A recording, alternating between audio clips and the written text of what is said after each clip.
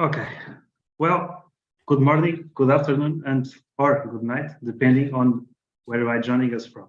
My name is Guilherme Toguia, and I'm the founder of the Wastewater Use event. This is how we do it, and we are delighted to welcome you all to our first ever edition. This annual event has the objective to value and discuss wastewater reuse by creating and sharing knowledge and experience through experts and professionals in the field, presenting valid solutions to mitigate climate change and increasing our individual, corporative, and collective resilience of our society. The event has 4 sessions, and for this session, we will analyze the overview, perspectives, and visualization for wastewater reuse.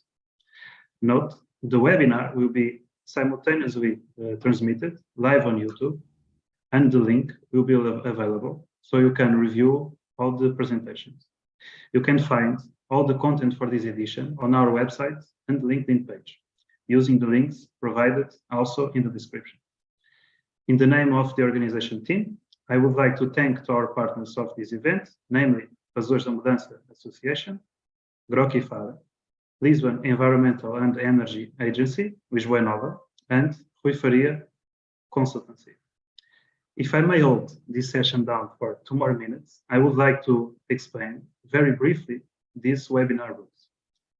First, each presentation will have 15 to 20 minutes dedicated, and there will be a moment of questions and answer after each presentation, of about 10 to 15 minutes maximum as well.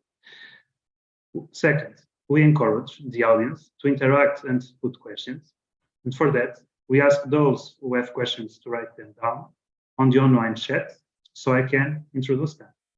You can also put your questions in voice by clicking on your scroll bar icon with the hand up and wait until I give you permission to speak. Finally, for those who are joining us after this event on YouTube, you can always submit your questions by contacting us using the link available in the description. At the end of the session, before you leave, we would like to invite you to take 20 seconds and answer our short anonymous survey.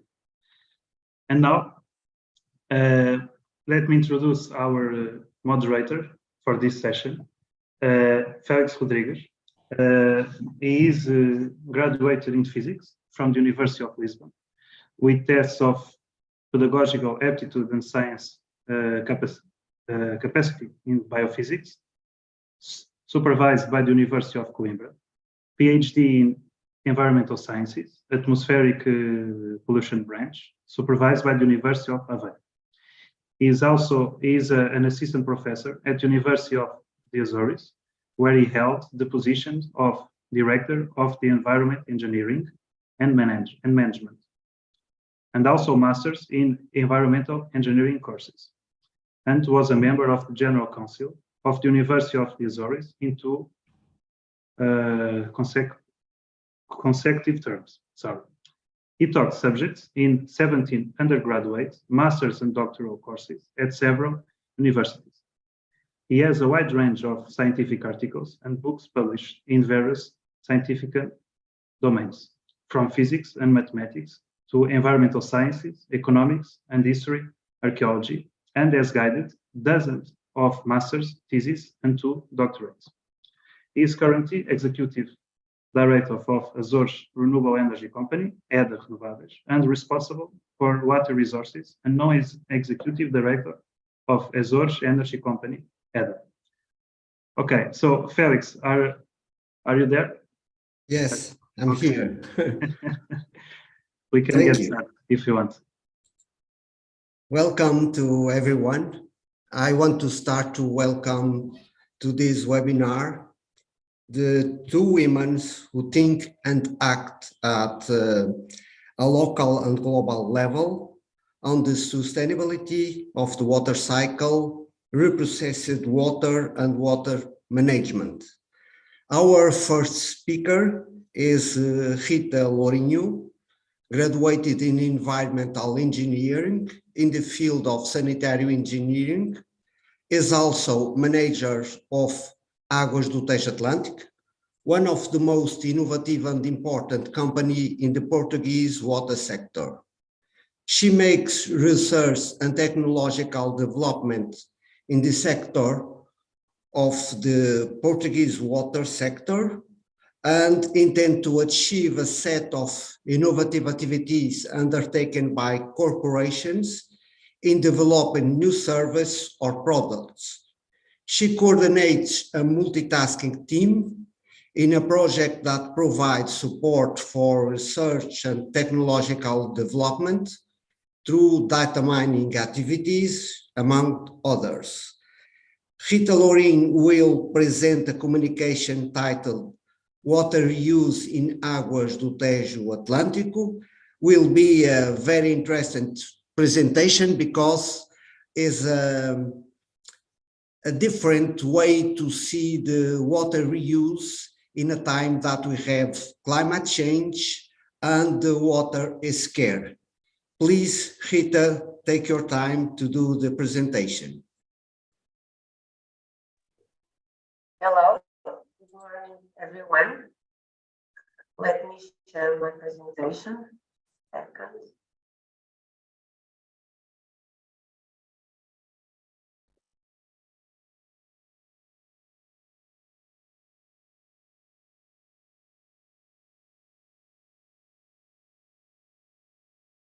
I think you are already seeing the presentation. Yes? Yes. First, thank you for this kind invitation to be here today and to share what is the topic of water reuse in Águas do Tejo Atlântico. As Félix I cannot said, hear very well. Please, can you speak directly to the microphone? Oh, yes. So, as Félix said, my name is Rita Lourinho, and I'm the R&D manager at Águas do Tejo Atlântico. So, let's share what is water reuse in Águas do Tejo Atlântico. So, first, who is Águas do Tejo Atlântico? So, Águas do Tejo Atlântico is a wastewater utility. We are the largest wastewater utility in collection, treatment, and recovery in Portugal. We serve 23 municipalities, 2.4 million of inhabitants. Per day, we treat around 500,000 cubic meters. And about water reuse, we produce 2.5 million cubic meters per year. So, what is our mission? The mission of Águas do Tejo Atlântico is to explore and manage the multi-municipal wastewater sanitation system of Greater Lisbon and West, to ensure the quality, the continuity, and the efficiency of public water services in the sense of protecting public health, the well-being of the population, the accessibility to the public services, the environmental protection, and the economic and financial sustainability. So, about some challenge on the water sector. So, climate change associated with unpredictable precipitation and also combined with the increase of the consumption leads to the water scarcity. Then the wastewater reuse emerged as an alternative of a source of water. So we have to look at a wastewater treatment plant as a water factory full of resources to use, reuse, recycle, and recover. An industrial factory where raw materials are transformed into the product. Now we can see a movie about the concept of water factory. The movie is in Portuguese, but we have legends in English. A evolução do tratamento das águas residuais em Portugal tem sido tão significativa que os resultados estão à vista de todos. Se passeamos pelas margens do Tejo, já não nos surpreende a visita de golfinhos ou que nas ribeiras do oeste voltem a aparecer espécies nativas que estavam em risco de extinção. Sabemos que a praia que frequentamos tem bandeira azul. Habituámos-nos a praticar desportos náuticos. Sentimos os ecossistemas que nos rodeiam com plena vida. E, claro, orgulhamos do potencial turístico da nossa extensa e bem preservada costa. Mas nem sempre foi assim. Para chegar aqui foi necessário um programa de investimento sem precedentes, centrados nas chamadas Estações de Tratamento de Águas Residuais, ETAR. E foi também necessário o envolvimento de todos, Estado Central, municípios, empresas do setor e sociedade civil. Os resultados são impressionantes. Atualmente, na região da Grande Lisboa e Oeste, mais de 2,2 milhões de habitantes em 23 municípios partilham um único sistema de saneamento em que 104 hectares tratam 244 milhões de metros cúbicos de águas residuais por ano. Hoje, podemos afirmar com confiança que a devolução das águas residuais aos cursos de água naturais, em condições ambientalmente seguras, é um processo consolidado que contribui para a saúde pública, para a proteção dos ecossistemas e para o desenvolvimento sustentável das nossas comunidades. Agora é tempo de evoluir para um novo paradigma, numa lógica de economia circular do ciclo da água, onde a valorização máxima dos recursos é a prioridade.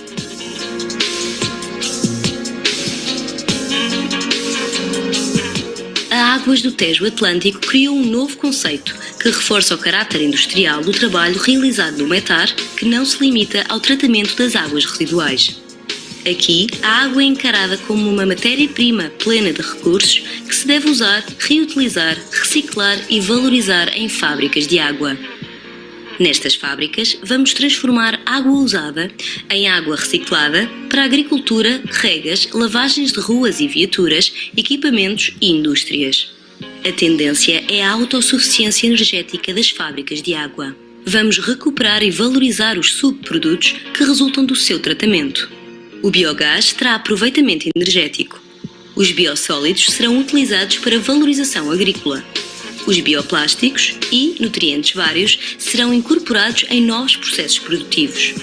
Este é apenas o início da exploração do potencial das nossas fábricas de água. Uma visão da Águas do Tejo Atlântico. Empresa virada para o futuro, para a inovação e para as pessoas.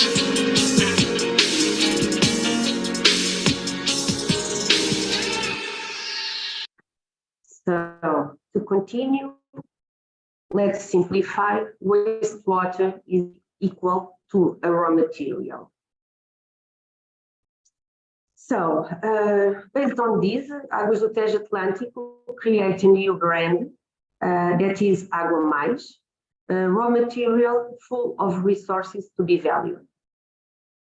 Água Mais means a new water available to agricultural use, industrial use, street cleaning and other urban uses, irrigation of green spaces, aquifer recharge, among others.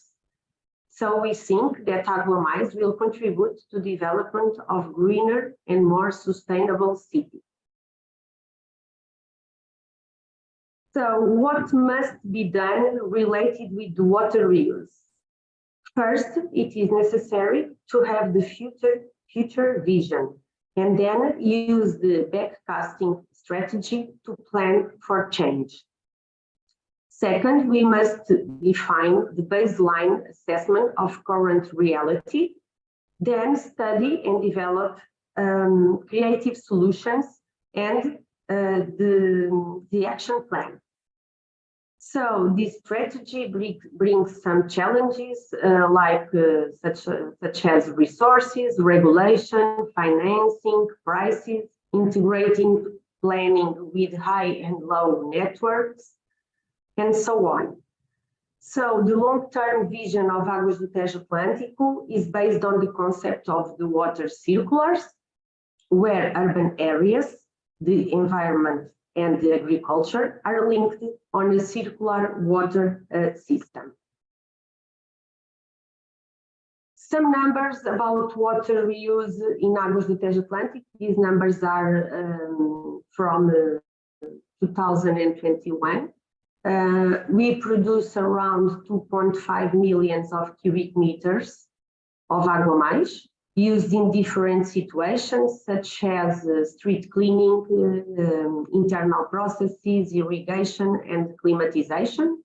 The internal uses represents 89% and the external 11%. So we expected that on 2022 and 2023, these numbers will be increased because some projects are already in the field and others are ongoing. So what we are doing? In a partnership with the Lisbon municipality and EPAL, it was developed a strategic reuse plan for the Lisbon municipality. This strategic plan foreseen different non-conventional water sources to reuse for non-potable uses in the Lisbon city. So it will be used Águas from Alcântara, Beirolas e Chelas water factories, and also water from the aqueducts. It is foreseen in this plan the construction of 55 kilometers of network, 16 pumping stations, 12 reservoirs, and 2 drainage tunnels. This plan covers 80% of non-potable uses of the city of Lisbon. Let's talk about Alcântara water factory. We treat in Alcântara around 120,000 cubic meters per day. Nowadays, we are reusing around 1% of the treated flow on street cleaning and internal uses such as irrigation. In this slide, we have some pictures. We have installed also a network in Caixodré. Now about Beirolas. Beirolas water factory treats around 40,000 cubic meters per day. And in 2022, we reused around 2% of the treated flow, mainly on urban irrigation, street cleaning, and internal uses. Here we have to highlight the irrigation of Parque das Nações, North Zone, a successful project with the authorities and Lisbon municipality. Águas do Tejo Atlântico, as a producer of Águas, installed an ultrafiltration unit with capacity to treat around 1,000 cubic meters per day and supply Lisbon municipality. This project is very emblematic for Águas do Tejo Atlântico, Lisbon municipality and authorities. I have a movie to share the importance of this project.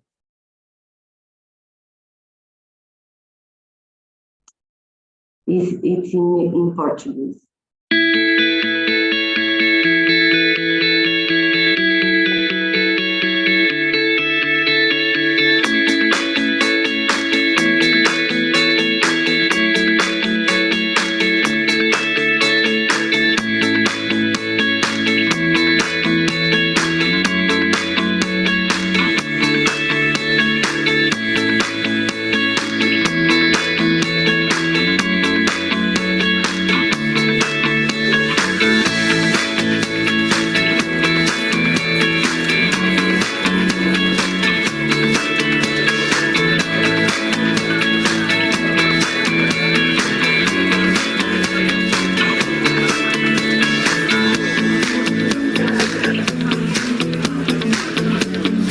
Gostamos de dizer, nós temos água. Recebe, trata e descarrega para os meios hídricos cerca de 180 milhões de metros cúbicos de água todos os anos. É muita água que todos os dias, independentemente de ser verão ou inverno, devolvemos aos meios hídricos. O nosso compromisso é conhecido. Queremos transformar os novos paradigmas da economia circular em realidade.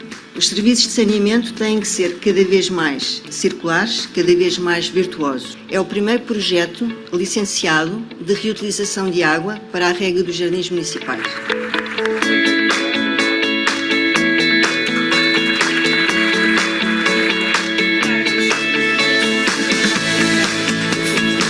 Hoje é que é diferente. Eu olho para o Metar, com esta visão, tem aqui um centro de produção de recursos. Olha, água nova, que é o que do sistema.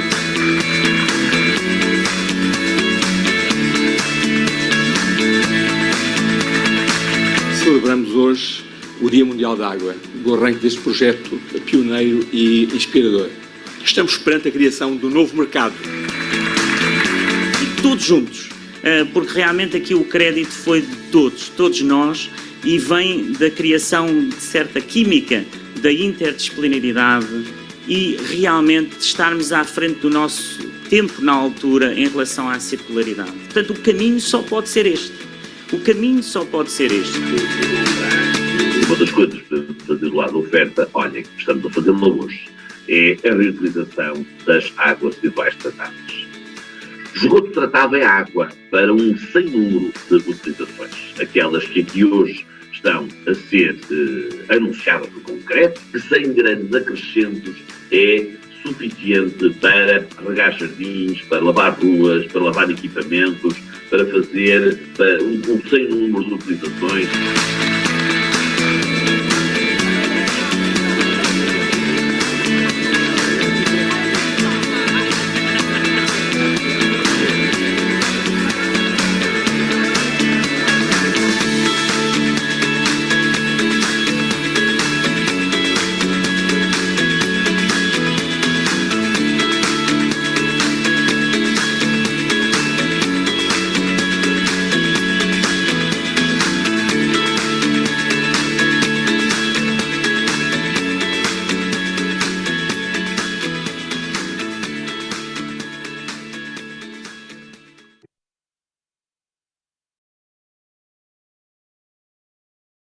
So, continue with other examples on Águas do Tejo Atlântico. Olha.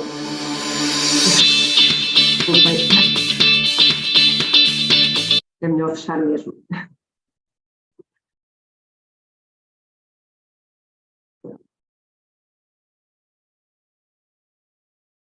Sorry. So, other examples on Águas do Tejo Atlântico. In the Frielas Water Factory,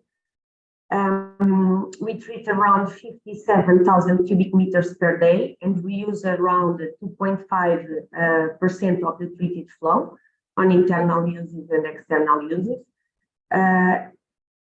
Here we want to destack the IKEA climatization as an external usage. Mafra Water Factory is another example where we supply Mafra municipality with Água Mais for irrigation the urban park. The water we use in Mafra Water Factory represents around 3.5% of the treated flow. On Casalim Water Factory, it is foreseen supply Água Mais with class B to irrigation of golf courses. The project is in the licensing phase. And based on the strategy that we are developing for short and medium term, we have other ongoing studies, such as for Frielas Water Factory, the irrigation of Várzea de Loures. And for the West region, we are studying some agricultural perimeters in Lourinho, Óbidos, and Arruda, and for agricultural irrigation, and also some golf courses. So, to finish this presentation, let's talk about Vira. Vira is a brand of craft beer created by Águas do Tejo Atlântico, made from Água Mais, with complementary treatment by ozonization and reverse osmosis, and also subject to the most rigorous quality tests. So it is a very good beer, 100% secure, and was created to change mindsets and raise awareness to the importance of the reuse, to produce more water with different qualities and different costs to different purposes. If we can do a good beer, we can do everything. So this project, the Vira, will win a prize the Water Reuse Europe Innovation Prize. So we have to finish also a video here about the production of Vira.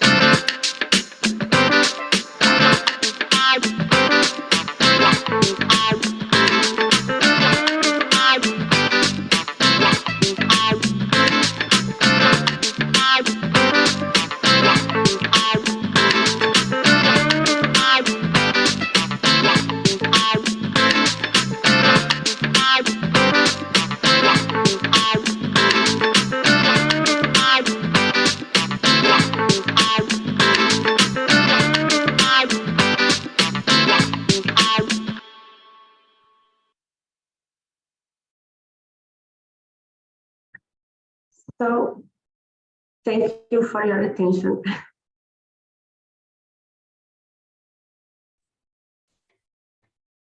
Thank you, Rita, for your excellent presentation. It's very interesting, everything that you do. And some of the things that you do are difficult to understand. For example, what is the Vira beer? I know that you do the beer using treated water with ozone and also with reverse osmosis. This has a price, and probably you need to equilibrate or balance the water to do that, or the salts are introduced by the malt of the beer. I don't know, I don't understand the way that you do. You balance the water after the treatment, or the malt to produce the beer is the substance that introduces the salts in the water. Another question is related to the cost benefit of this activity. Is only for a marketing idea, or is something that gives a payback of the activity? Because if you use seawater, I don't know if it's more cheap than to do the reuse of the water. Are you able to explain a little bit about the Vira beer? Yes, thank you for your questions. So we produce the water by ozonization and reverse osmosis. So is pure water. And then in the brewer producer, the water is balanced with the salts and minerals and the malt for produce the craft beer. So we supply pure water for they produce the craft beer. About the benefits and the costs, this craft beer is only a marketing campaign, an educational campaign to show that we can do different types of water for different uses, and that is secure. The idea is to prove that the water, treated water is safe for consumption. Yeah. Okay. Guilherme, probably you have questions from your side. Yes, thank you, Félix and Rita, for your presentation. Was all very interesting. In fact, Félix asked one of my note questions because I didn't understood initially if Vira was a commercial brand to produce regularly, or just for marketing purpose to demonstrate that we can do a lot of things with wastewater use. I would like to remind everyone in here that they can put their questions. I see one of them here from Rui Faria, who wrote in the Q&A chat when and how can a private user have access to the Água Mais in his or her garden. And before you answer, Rita, you can put your question in voice. Remember, by raising your hand, that I am observing the chat and the participants. So if you put I see and I let you talk, and you can join our conversation live if you want. But Rita, okay, Rui asked when and how can a private user have access to the Água Mais in his garden?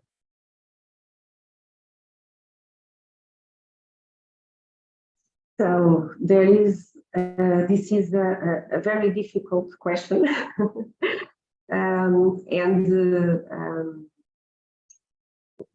I think in the barriers that exist for the water use. So the technology itself, it's not a barrier. It is possible to produce different types of waters for different uses. So there are some needs for develop the water reuse, namely the almost non-existence of supply networks of this type of waters in the cities and in the buildings. We don't have a separate network that could permit us use the Água Mais for non-potable uses, such as flushing toilets and also gardens irrigation. So there is here a big issue. We don't have networks to supply this water in almost all the cities. But for our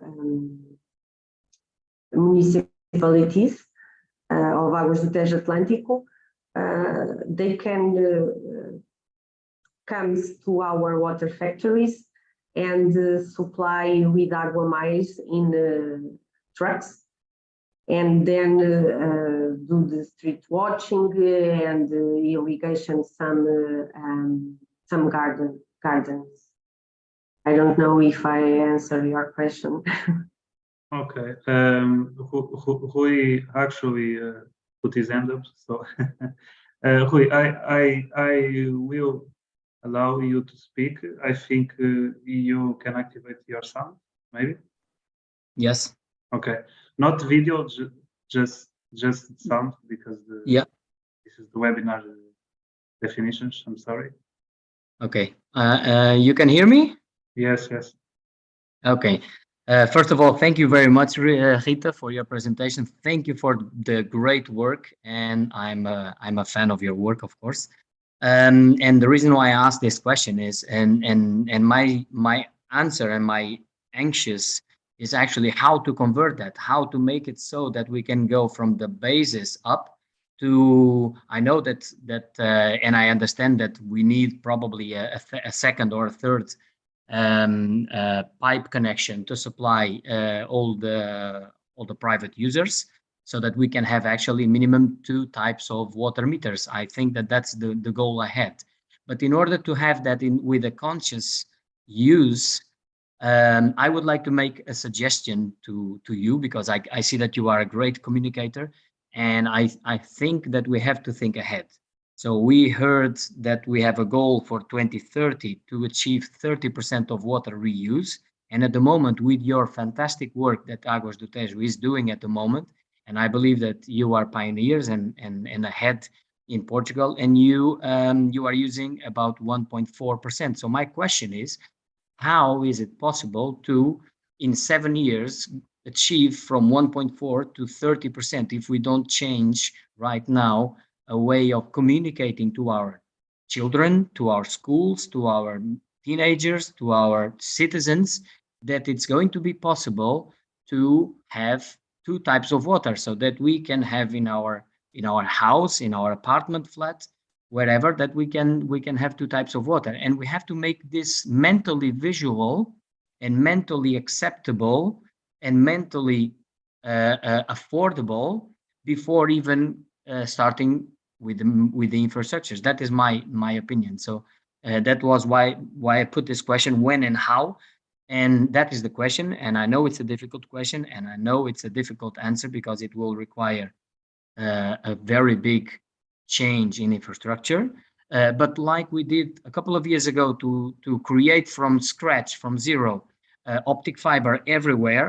So why not think this ahead, but to create first this in our minds. So thank you for your presentation, and I'm very glad that Portugal has people like you and your colleagues to do the work you are doing at the moment.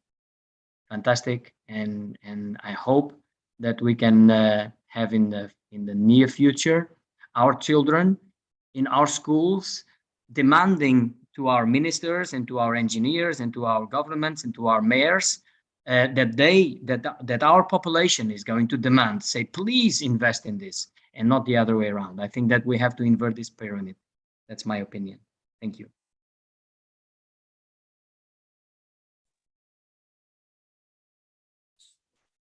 Okay.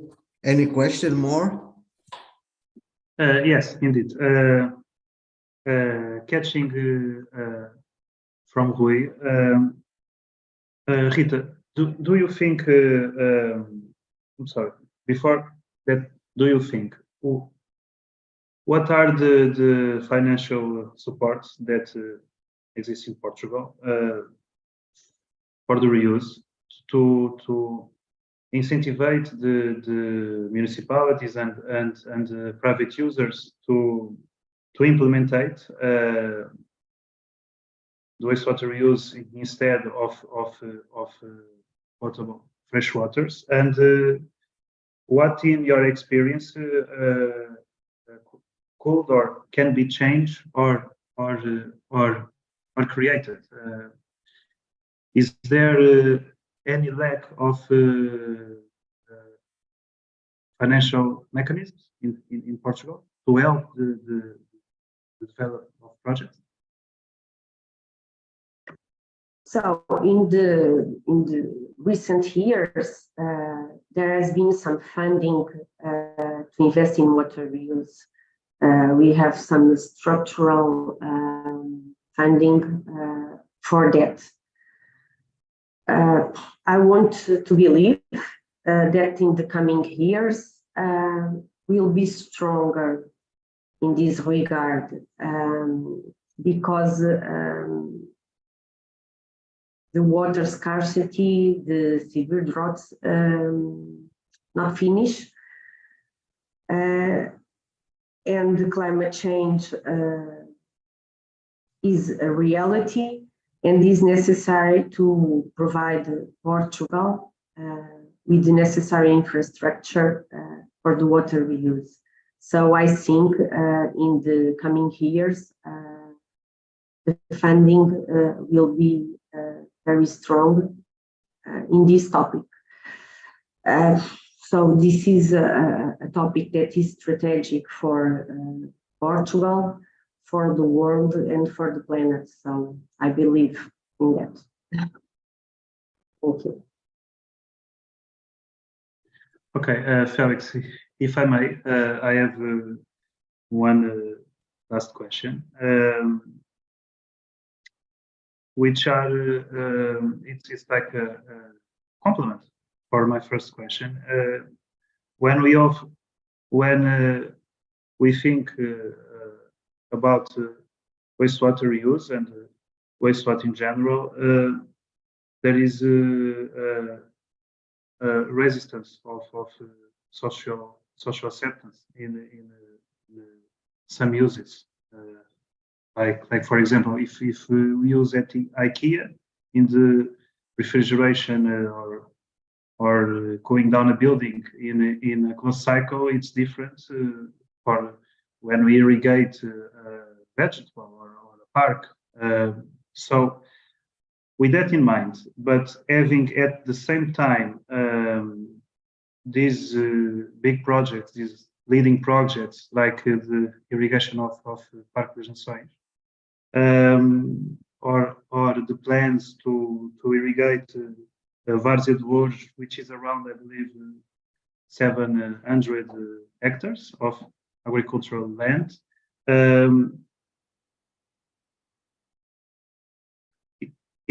It is possible to work and define a common will between all parties, meaning Águas do Tejo Atlântico as a producer, the environmental, the Portuguese Environmental Agency, APA, as a legislator, and some end users, the Lisbon municipality, the farmer, the IKEA, etc. So, if it's possible to make it happen, what are the biggest obstacles in the implementation of these projects, in your experience?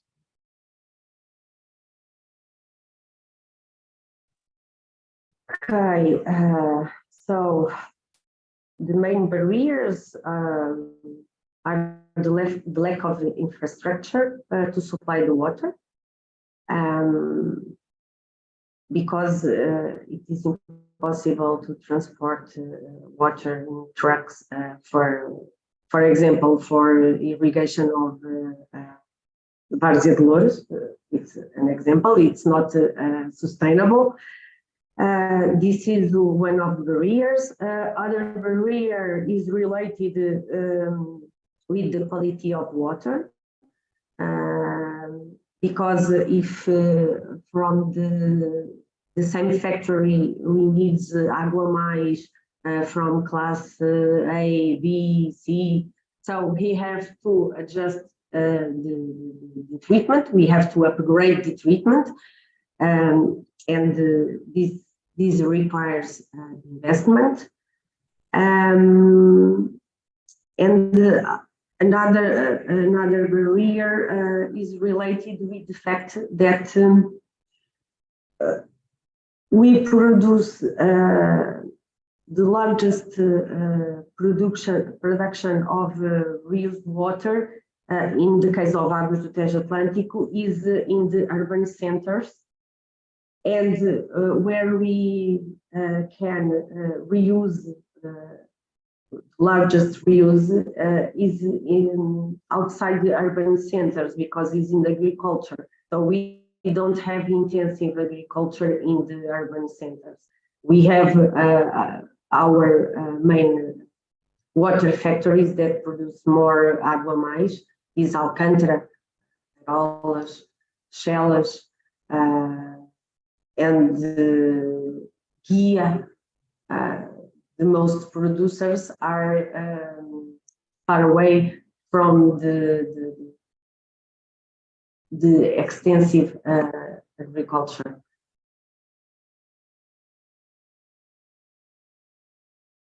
Okay, so for me, it's all the questions. Okay, I would say I would invite everyone in the room to put any questions, because we need to change to Anabela, I think, Félix, right? But I've seen here that Rui has raised his hand again, so I will allow him. Thank you.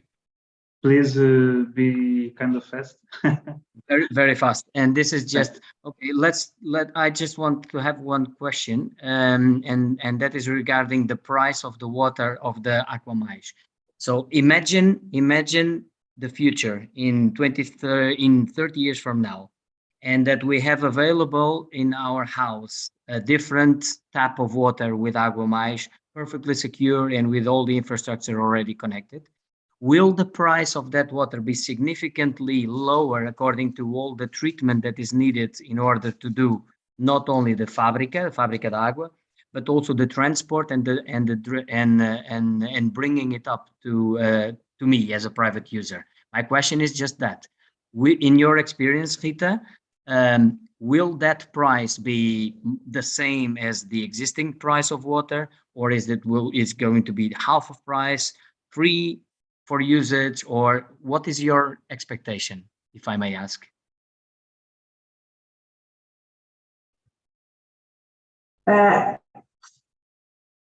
Our experience in the cost of this water is not so bigger. So we are a private entity, but our owners are from the state. So we are regulated, and all our tariffs will be and have to be approved by our regulator. So to develop these tariffs, we have to think in the costs of the water treatment, the supply, the monitorization, the quality, and so on. So I think with some funding, these costs can be balanced. But as I said, we are regulated, and the tariffs will be regulated also by AirSAR. So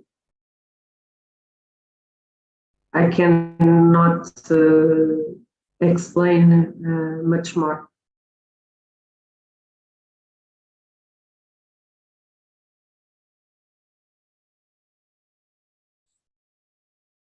Thank you, Rita. A last question. In the last years, we passed from severe droughts to extreme precipitation. How these two events has impact in your activities? Because we use the wastewater in droughts. When we have extreme precipitation, we have large amounts of water, and certainly this has an impact in your activity. We must think instead.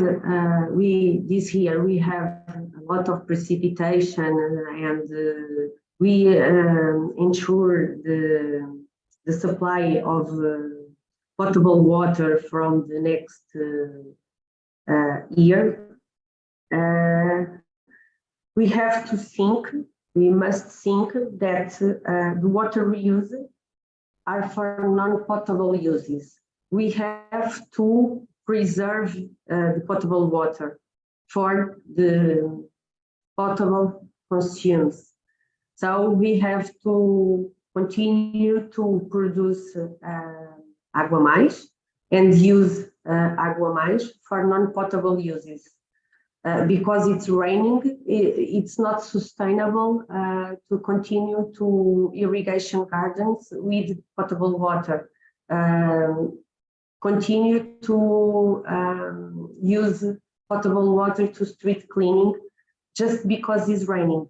So we have to focus of water in water reuse for non-potable uses and preserve the water for the potable uses.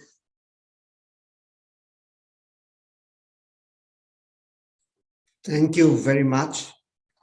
Now we go into the second speaker. It's an honor to have here Anabela Ribeiro. Is Executive Director at the United Nations Global Compact Network, Portugal. one of the United Nations initiatives for business sustainability.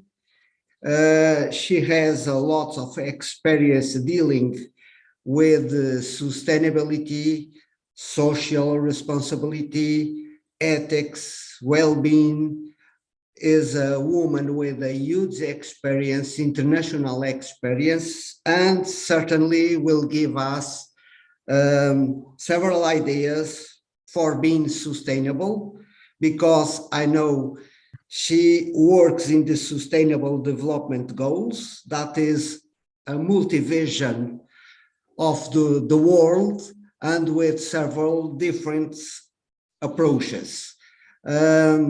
The communication of Anabela Ribeiro is the power of water. This means many things about the water and the importance of the water in our life. Please, Anabela, Thank you, take your Félix. time. Thank you very much.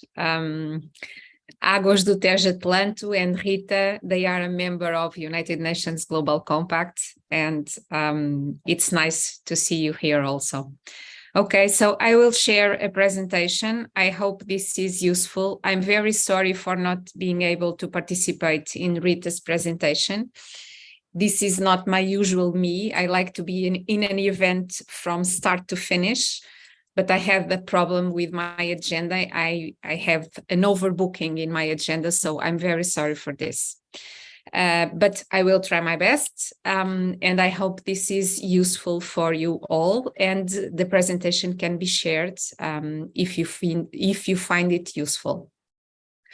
So first, just a few words about United Nations Global Compact. Well, we were born from the vision of Kofi Annan when he was the Secretary General of the United Nations, and he had a vision for companies because he thought that we would only be able to have a new development model if companies would share some kind of shared vision of principles. So he proposed that all companies in the world should share 10 principles in the areas of human rights, decent work or labor, protecting the environment, and anti-corruption. And those principles are now something like an ethical code for companies. And we see it as a way of acting responsibly and doing business responsibly. And since January of 2016, we also have the responsibility to work with the 17 Sustainable Development Goals. And we like to present this agenda for companies as a way of aligning their business with gaps of development. So companies should look at the agenda as an opportunity for them to work. And this is how we like to see it. So this is United Nations Global Compact. This is what we do. Currently, this is the largest sustainability initiative in the world, with 21,000 companies committed to these 10 principles. So now going to our topic, I'm sure Rita made a wonderful presentation about water. I'm not a specialist in water resources, but I do know water as a sustainability topic. So if we think that water is a topic of concern, well, I think yes, of course, we will see why. But if we ask one of the inhabitants of one of these cities, from California to Rome to Cape Town and more recently to Chennai, they will tell you that yes, water is a topic of concern because they see it, they run out of water in the middle of the year. So this is a topic of concern for us all. And I would like to show you in a small movie in just a few, in 2 minutes, not in 20, but in 2 minutes, why is this a topic of concern and why we should look at this resource in a different way. So I hope this works. We are not going to see a movie. Turn on a faucet and clean water rushes out Sorry. as much as we want, anytime we want. It's easy to forget that the Sorry. I would like to put it in a big screen. I cannot do it. So we will see it like this. turn on a faucet and clean water rushes out as much as we want, anytime we want. It's easy to forget that the quest for this has been one of the defining struggles of human history. Civilizations that harnessed water thrived. The ones that failed, fell. Today, 7 in 10 people on Earth can count on having running water in their homes. The water flows from the risers to connecting mains, and finally through service connections into each building on the street. At least, so they think. Cape Town, it could become the first major city in the world to run out of water. Cape Town, South Africa is inching closer now to day zero. It's just 92 days away from having to shut off most water taps because of a severe drought. Cape Town is the first major city in the world to plan to indefinitely shut off its water supply. 4 million people would stop getting running water. They'd get water rations, and they'd need to line up at city water stations to get it. And it's not just Cape Town. Sao Paulo, Melbourne, Jakarta, London, Beijing, Istanbul, Tokyo, Bangalore, Barcelona, and Mexico City will all face their own day zero in the next few decades, unless their water use radically changes. There are perceptions that it is there in bountiful amounts and everyone has access to it because you can turn a tap. And that's a big problem. In fact, by 2040, most of the world won't have enough water to meet demand year-round. We're facing a global water crisis and it's getting worse. We're at a real inflection point where if we're not careful, we may actually get out ahead of our ability to manage it. But there's no substitute for water. Each of us will die in just a few days without it. How have we built a world where we don't have enough of its most valuable resource? And as this crisis grows, what will the new world look like? Waterways built by the people to free the land of the tyranny of nature. Well, now that we have seen some of the troubles regarding water, let's see why this is such a problem. Well, we are surrounded by water, as you know. These are the 3 magic numbers presented at the study of the Carlos Gulbenkian Foundation. I don't know if you have seen the study yet. It's quite recent. It's called The Use of Water in Portugal, of course, and it's focused on farming problems and the use of water in farming. So we know that 70% of the planet is water. We know that only 3% of those is fresh water, and we are living of 1% of this resource. And why? Because only 1% is drinkable water. The other 70% needs to be treated to be used, as you know. And when we were 1 billion and 2 billion and 3 billion and 4 billion, we are now 8 billion people since November 15, and the number is rising. So we have the same amount of water for much, much more population to be served. And of course, we have also climate change issues. So this is becoming a problem. And this is why we are talking about water stress. This is a demonstration of the water stress countries by 2040.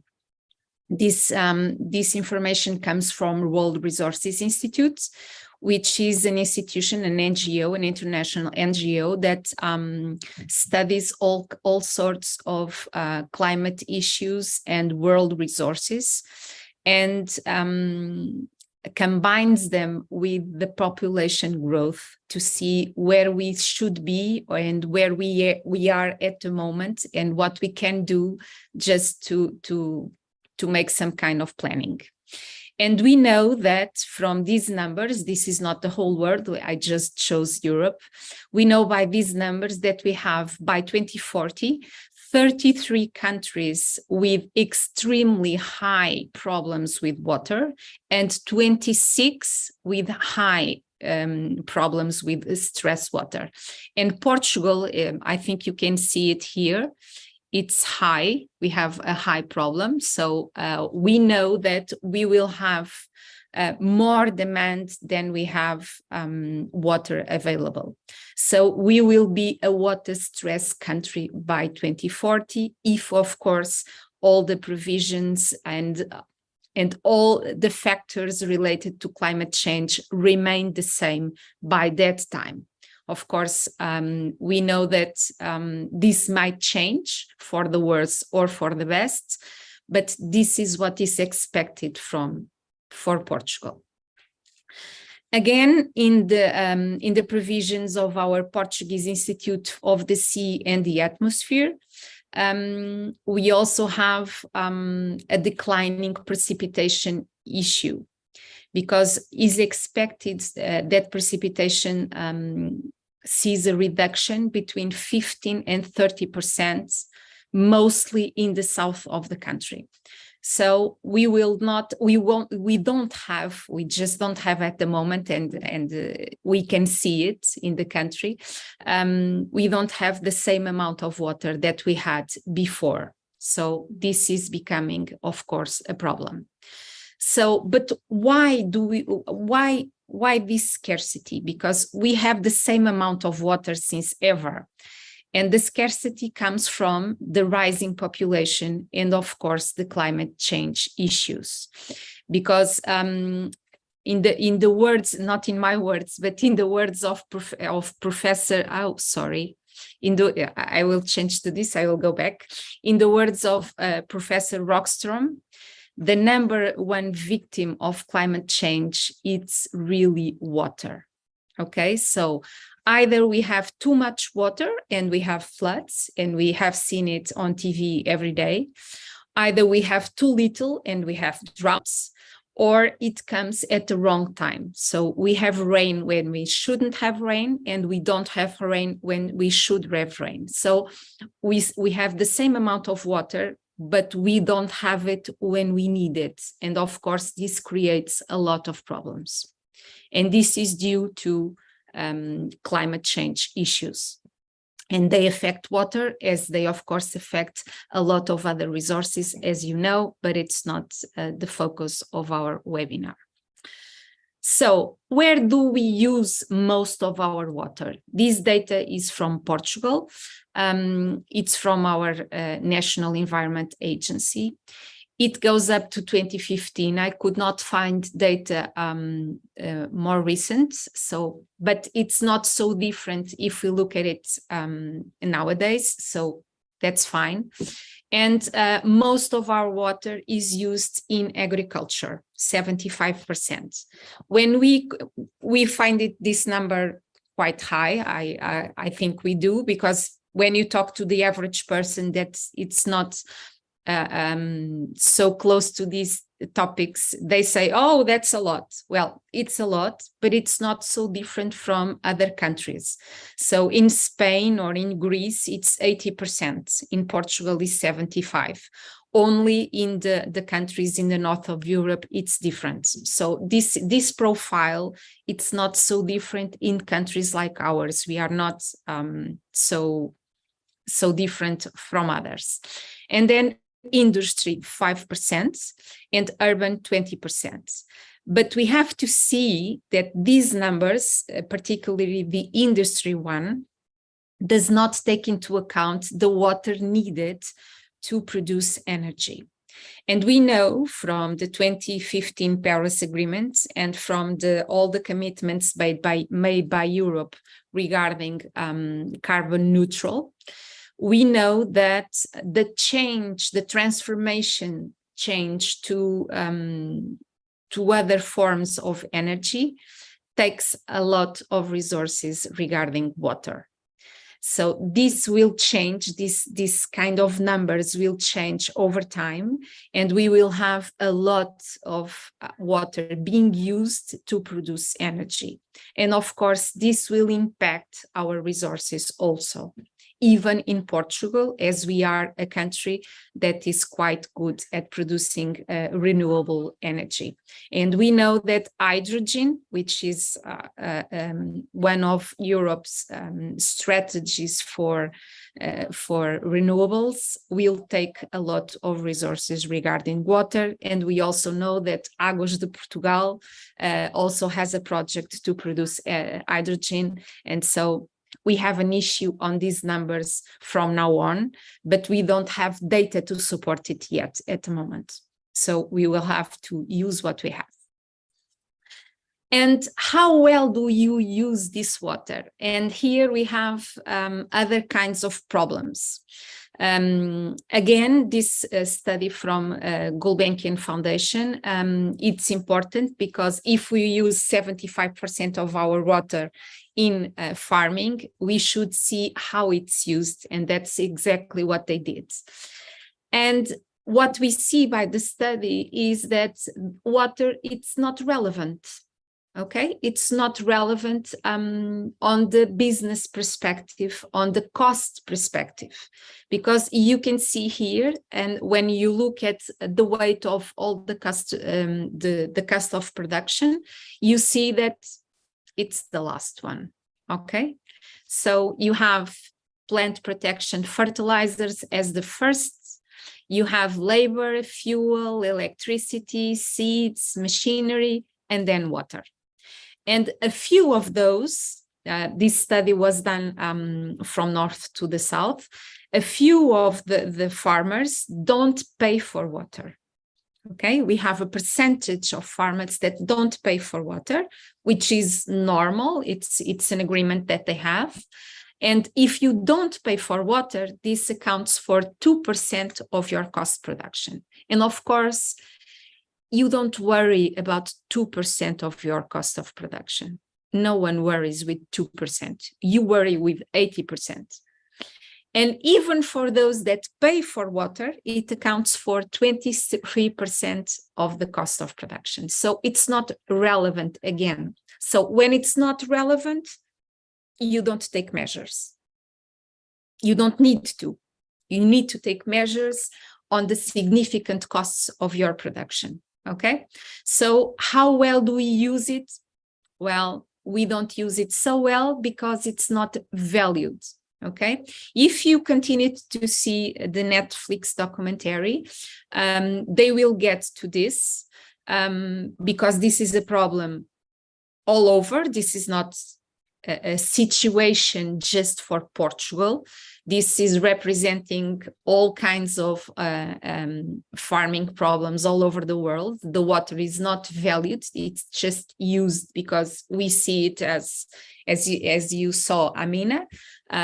We just take it for granted. It's there, you can use it. It will never run out because we have the cycle of water. Well, but it will run out when we need it. So we should use it differently. So this is the situation here in Portugal in 2023. And unless this changes, we will have a problem with the use of water. Well, I would like to show you also, this is from our National Agency for Environment, some direct impacts related with climate change and some indirect impacts related to climate change. So we know that we are, according to the UN, we will be in 2100 about 11 million people. So we will have 11 million users of water, and we will still be struggling probably with the climate change issues and consequences. So these are some of the direct impacts, and they are being monitored because we need to do something about it, unless we won't be running out of water in the future. So some direct impacts. We have a reduction in the flow and recharge of aquifers. We have an increased flow variability because we have the risk of droughts. And we have a risk of fires, and Portugal is one great example at that. As you can see, all summers we have a problem with that, not just Portugal, but other countries also, but we are one of them. And on the other hand, we have floods. So these are the words of Professor Rockstrom, because we have too much or too little water, and this variability is a consequence of climate change, and of course it brings a lot of problems to water use. And of course we have the rise of the average level of the sea because of the rising temperatures, and the glaciers are melting, so we have a rise in the water level seas. And this, of course, affects a lot of populations, and not so much. Portugal is a problem, but not so much. But we have some areas in the world that will have a lot of problems with this, because they are losing territory, and most of them that live by the sea or have activities, economic activities that depend on the seas, they have a problem with this. And according to also our national body, some induced impacts according to climate change are the increased demand for water in agriculture. And why? Because it's more the agriculture that depends on irrigation, it's more profitable. It produces more. So most of the farmers need to change to that kind of agriculture because they need to make money, they need to sustain themselves. And this increase in demand will change those numbers a little bit because it's changing everywhere. So our 75 might be a little higher, but on the other hand, the production of energy will change those numbers. So we don't know exactly how they will be, but we know that agriculture will need more water in the future because we don't have the rain in the seasons that we need to have. So this is quite a problem. And increased demand for energy, for cooling, and of course for producing energy, as I said before. And then you also have a decreased water quality and degradation of water bodies due to the reduction in the flows, because this influences the quality of water. That we know that in Europe, this is not a problem. The quality of water is okay. And we have a degradation of coastal zones, and we have a problem with this damaging our coastal zones, which is a problem for the population that derives from economic activities related to tourism or fishing or others, and they need these resources to stay sustainable and, of course, to thrive. Oh, this is not working. I don't know why. So, and what are we doing about this? Well, a lot has been done. I would say it's not enough, but at least we have seen a lot of commitments, a lot of talks, a lot of agreements related to water, and an effort to put water in the agenda. We just talk about climate change, and today we know that climate change has a lot of consequences related to other resources, and this is being foreseen, and this is being put in all of the agendas. Okay, so we have a lot of issues here on the background. I won't be looking at all of them, but we see that in 1993, not 83, but in 1993, the UN General Assembly designates the World Water Day, which is March 22, a month from now. And this happens why? Because when you designate a World Day, you have a lot of organizations trying to work on this and trying to get commitments from companies, from NGOs, from governments, and you put forward a lot of citizenship actions also, and this is good for the world and it's good for the resource. And then just to show something more, water for like decade from 2005 to 2015. And in July 2010, the human right to water and sanitation. So we know that when you relate water to human rights, we know now that this is a human right also. But the question of being a human right doesn't say that you will have water. This does not assure you to have water. So this is quite a problem. And in December 2016, we have now another resolution that says that the International Decade for Action Water for Sustainable Development from 2018 to 2028. Let's see, there's a large water agenda, but we need some more commitments and some more government policies to protect this resource, as of course you already know. So if you look at the agenda as a whole, you can see that water is everywhere. It's like the water cycle, because water influences the way we live. We need water for everything we do, from drinking water to farming to producing energy, as I said. So this is quite important for economic systems, but also, of course, for the support systems.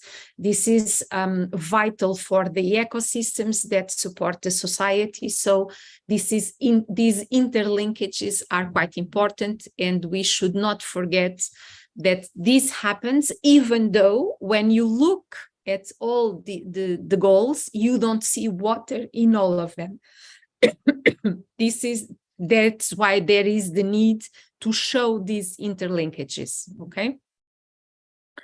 When you look at SDG 6, which is completely dedicated to water, we still see that because of these regional differences, because we are in a world with huge differences in economic development and poverty, access to resources, energy, all of that, this is quite different.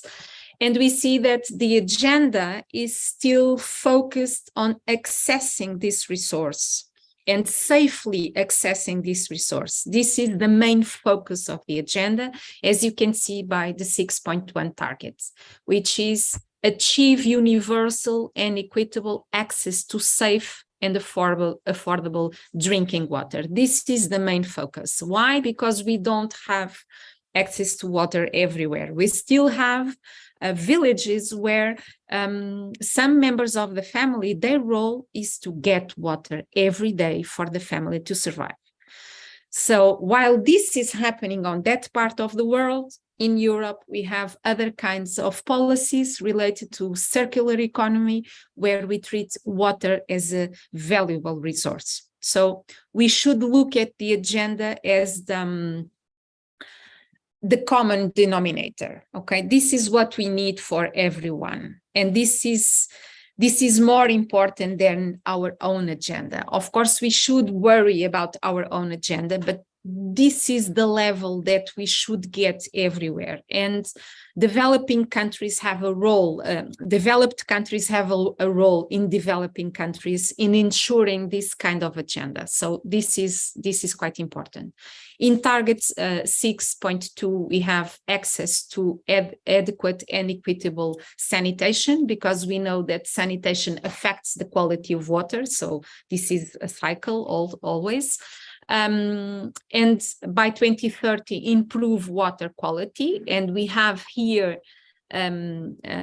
some focus on recycling water and the safe reuse of water. Not the main focus, but it's there. At least it's there. And then we have increased water use efficiency, because we know that we lose a lot of drinking water because we don't use it, with our main infrastructures is not prepared to manage all this kind of water.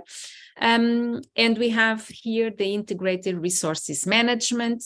And well, this could go on. I won't be looking at every point, but you know that SDG 6 is dedicated to water. So, and this is an image from our ocean conference. I don't know if you had seen it, but we had a lot of sculptures in Lisbon in June.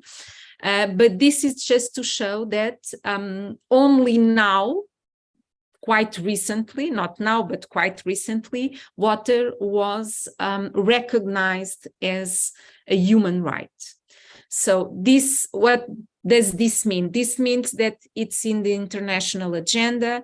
This means that all the governments that sit in the UN are bound to create policies regarding the use of water.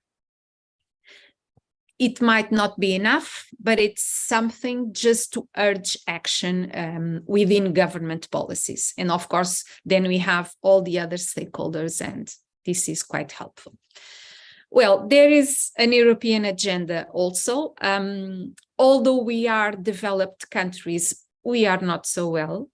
As you can see here, in EU, about 1 billion cubic meters of treated urban wastewater is reused annually, and this is 2.4% of the treated urban wastewater effluents. This is nothing. We have the capacity to do much more and much better. So I think Europe is waking up for the water problem. Because it's everywhere. You can see it by the movies, by the documentaries, and by the data. But the regulations regarding this will take some years to bring some effects in our daily lives, as you know. And we have some rules applying from 26th June of this year. And of course, what we want to do is, well, have some minimum requirements regarding water quality. Water quality is quite the same in all European countries because we have the same legislation and the same parameters, so it's not so different. But we need to have harmonized monitoring requirements because we need to compare policies between countries. We need risk management provisions between all the countries because this is interrelated. We cannot act as a whole, as a country only, because it won't have an effect. And everything we do affects others. As you know, this is a huge ecosystem. We have permitting requirements, and we have provisions of transparency regarding the water use, the water we use. So this is part of the 2020 Circular Economy Action Plan because it's seen as the cycle of water and what we can do with water after the first use. So this is good news for us all, of course, but this is quite starting at the moment, and we need to be more ambitious if you want to solve the problem of the water. And then the agenda for biodiversity, because I don't know if you know, but the 2015 Paris Agreement relating with carbon neutral does not address water directly, okay? There is not a single point in the 2015 Paris Agreement that talks about water. And we know that renewables need water to be produced. So that's an issue. It wasn't identified at the moment. And now the United Nations Framework on Climate Change that organizes the COP conference every year, organizes also the biodiversity conference because they know they have to talk about water and other resources, not just water, but water also. And so this appears on the point of view of the biodiversity strategy, but it's not filled in the Paris Agreement, okay? And here we have a lot of commitments internationally. We want to restore a lot of ecosystems globally. We want to have 30% of the planet just to biodiversity ecosystems, which is, I would say, quite a challenge. But let's go for it. And we have the European 2030 biodiversity strategy also that has some key issues. It has others, but these are key for our conversation. And they are restoration of freshwater ecosystems, greater efforts to restore rivers, 25,000 kilometers of rivers, and well, it's a starting point, I would say. It's not enough, but at least it's a starting point. Well, and just to leave you with something good, because I told a lot of bad news. These are some key climate change adaptation measures, retention of water by forests, and this is being analyzed globally, because we don't have so many forests as we should. So this is being looked after mostly by NGOs, but also in policies, in government policies. Wetland and artificial storage facilities, because we know we need moisture, so we need to look at this as a whole. Improved soil and water management agriculture, because we know that most of our water is being used in agriculture, and flood protection, because we have droughts and we have floods at the same time. So this is quite a problem. We have other adaptation measures, and they are related with the expansion of irrigation farming, because it produces more food, and we have a problem with food. And we also have a desire or a goal to change from agriculture inland to agriculture in the sea. So we will be changing also to biofood. And this poses a problem with oceans, and of course with ocean pollution also, and with water pollution, and with the way we treat the ocean, which is quite sad all over the place. It's the worst SDG ever. It's 14 all over the world. So this is not good news also. You can see all of this information in this report. This progress report is from June 2022. It has a lot of information on the progress made in each SDG and all of these SDGs as a whole. I have here just a glimpse. This is OECD countries, as you can see. And on SDG 6, we have some challenges remaining. This is the yellow one, but we are on track. We are doing everything we are supposed to do. That's what it means.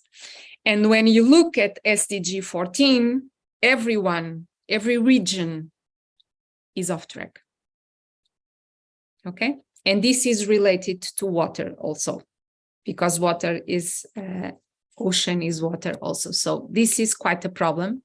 This was identified. That's why we had this conference in Lisbon. We will have another one in Paris in 2025, and it addresses a lot of perspectives regarding ocean planning, but also water quality. Okay? And this is our performance as a country, as for Portugal. So we are quite well in all of the SDGs. And of course, we are on track for SDG 6 as always. So we are not so bad here. Our poorest performance is on SDG 14. And we are a country of the sea, as we say, but not performing very well in all of the policies regarding, in all of the targets regarding SDG 14. And I will leave you with this image of our UN Ocean Conference, because it was really nice to see 2,000 young people working on solutions to solve the ocean problems. And this was a celebration at the end because they were 3 days working in Carcavelos Beach. At the beach. This is, you cannot see it, but they are at the sand, and it was quite important for all of us to have a lot of commitments regarding the ocean coming from Portugal, and there is still a lot we have to do. Thank you very much. I will stop my presentation. Sorry. Thank you, Anabela, for your excellent presentation, So and to give us some nightmares about about the water. The power of water is indeed important. I will share a talk about how we can share the principles and have commitments in a moment when the countries are not accepting the rules of war. For instance, how to defend human rights and environmental values, and to share the water and to use the water.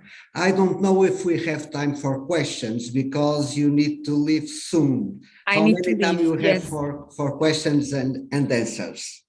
I would say 5 minutes. 5 minutes, okay. Be brief. Give me a small answer about this question. I will.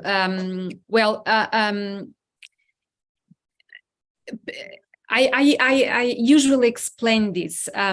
People are always saying that there is too many conferences, too many talks, too many debates, too many commitments, too many everything. And I agree at a point. When I had the opportunity to be there and understand the points of view of some countries, I understood why we are not moving as fast as we should. Okay?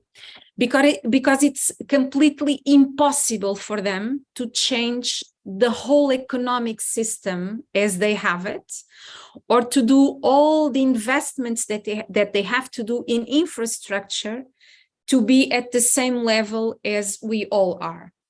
So they accept some commitments, but then they have to fight in their own country with their political parties or with their economic systems to put them in place. So this is why this is so difficult, just to advance a little bit in every topic, from emissions to water to biodiversity. So I think I'm glad when they sit at the same table and they start to draft some kind of commitment, because that means we are moving on the right direction and we are all moving in the same direction. I don't know if this answers to your question, but I don't know if this is good news, but for me, as I have seen it, this is really good news.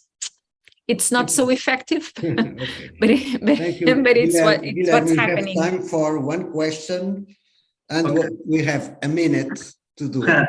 Okay, I actually had two, but I will respect the audience since Rui wants to put one question. Rui. Hello, hi, thank you. Hello. Hello, Anabela. Thank you very much, and thank you for the work of the United Nations. As I was hearing you, and also relating to the last intervention that you did, referring the carbon agreement of 2015, and if we think that it was a major, big shift in the globe by having the agreement settled. And if we now bring it back to water, because we, as all organic life, are not only made out of water, but also of carbon. So if the UN only could do that for the carbon footprint and the carbon production, would it not be possible for the UN to incentivize the diminishing of usage, both in agriculture, industry, and also consumption by doing it differently, creating something. And I'm just thinking out loud. Imagine that I have an industry, and in my factory, in my company, I produce every day 100 cubic meters of water. And so that gives me a yearly amount of money that I'm going to pay to the authorities, okay?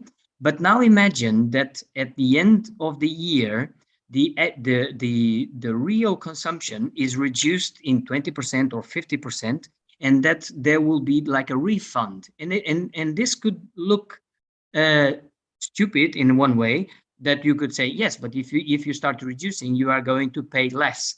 That is true. But if the way of compensation is actually as a bonus, it's actually as a gift, not as a daily less payment. It's something like that. It's like when you go to a hotel, for instance, if the hotel has an eco mindset, and that if you don't use the laundry every day, or that you can get like a gift, a present from that hotel, you come back home with your heart a little bit more happy, because you won a prize.